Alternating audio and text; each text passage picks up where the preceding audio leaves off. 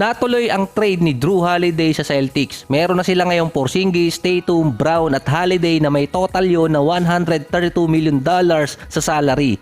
4 na players pa lang at big deal sa NBA ngayon. Ang potential na pang 5 sa starting unit na yon si Al Horford. Ang notable na second unit nila na natira si Derek White. Pwera lang kung ilalagay mo si Peyton Pritchard. Hindi pa naman sila over the limit na malilimitahan sa pagkuha ng buyout player. Pero magbabayad na sila ng tax. Ang report, lagpas sila ng $14 million kapag na-finalize yung kanilang roster. Ang kakaharapin naman talaga ng Celtics yung next season dahil $150 million sa 4 na players. Kailangan nila mag-allocate ng contract ngayon pa lang. Yung pang number 7 player nila hanggang 14 or 15 magiging minimum contract. Hindi pa rin alam kung magkano ang ibibigay na contract extension kay Holiday. So, ang winner ng trade sa pagitan ng Portland at Celtics, sinasabi ng iba, panalo dito ang Boston.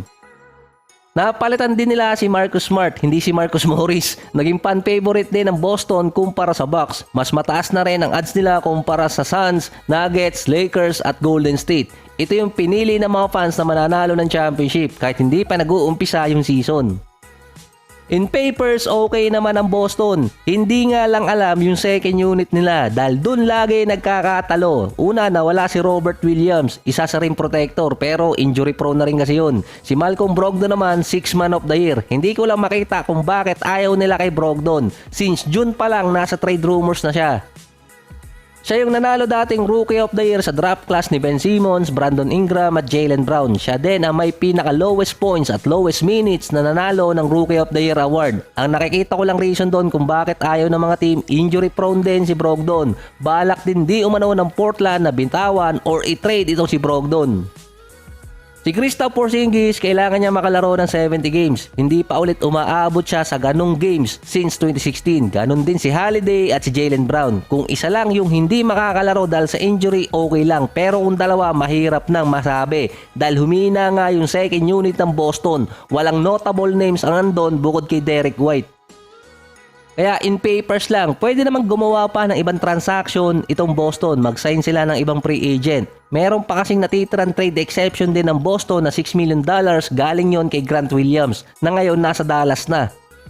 Ang sinasabi naman pinaka-apektado ng mga trades na nangyari this offseason, si Joel Embiid, ang reigning MVP. Hindi pa kasi niya natatalo si Tatum at yung Celtics sa series. So may nabasa lang akong comment kanina sa Twitterverse about nga doon sa sinabi ni Joel Embiid.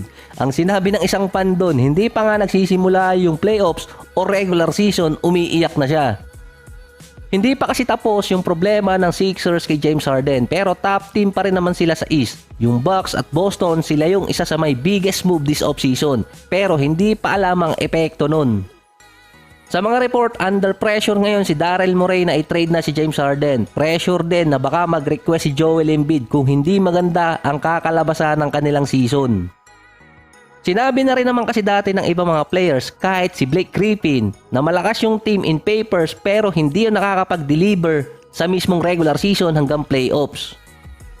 Dati yung Miami may balita ng umayaw na kay James Harden pero kinukonek ulit yung pangalan niya dito. Ang Knicks naman dahil sa naging move ng dalawang team sa taas, willing ulit makipag-deal ng trade sa Sixers at kunin si Harden. Dati kasi nakipag-usap na ang Knicks sa Philadelphia.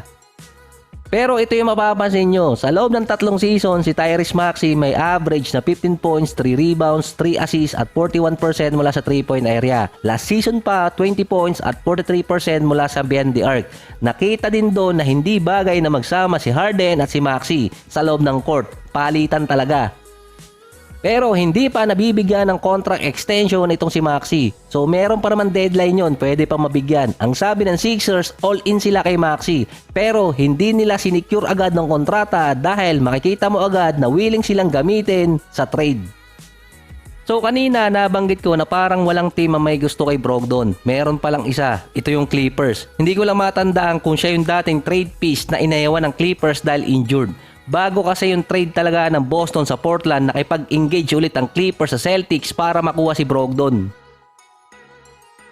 Nasa Blazers sila ngayon na willing i-retain si Ayton at itong si Williams. Pero hindi si Brogdon, pwede ulit siyang i-trade. So Clippers ang naghahabol ngayon kay Brogdon na makuha mula sa Portland. Yung isa pa na hindi na naman nila kailangan si Brogdon dahil meron Tim Hardaway Jr. Dallas. Dinidikit din kasi ang pangalan niya doon sa Mavs dahil kay Jason Kidd. Siya kasi ang naging coach dati ng Bucks kung saan niya nanalo ng Rookie of the Year si Brogdon. May 2 taong kontrata pa kasi si Brogdon na may halagang $45 million.